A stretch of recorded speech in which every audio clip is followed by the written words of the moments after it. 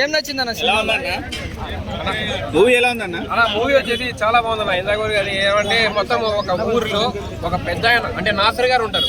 అతనికి ఇచ్చిన మాట కోసం మన నాగార్జున గారు కట్టుబడి ఉంటాడు అనమాట. మన నాసర్ గారి 3 కొడుకులు, ఒక కొడుకు వచ్చేసి కొద్దిగా తెలిసిందనమాట. అతను వచ్చేసి మన హీరో అది అల్లరి గారిని చంపడంతో మన నాగార్జున గారు పగ తీర్చుకుంటాడు. ఇది ఓవరాల్ స్టోరీ. బట్ ఏంటంటే క్యారెక్టరైజేషన్ కానీ మన డైరెక్టర్ విజన్ కానీ చాలా బాగా చూపించారు.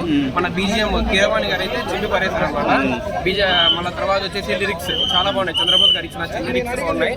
అండ్ ఇంకోటి వచ్చేసి ఏంటంటే 53 సినిమాలు కొరియోగ్రఫీ చేసిన బిన్నీ గారు, విజయ్ బిన్నీ గారు ఫస్ట్ 54 సినిమా డైరెక్టర్ గా ప్రూవ్ చేసుకున్నారు. డైరెక్షన్ అయితే out next level. And photography మొత్తం అంతా చాలా బాగుంది అనమాట. ఎడిటింగ్ కానీ మొత్తం అంతా చాలా బాగుంది.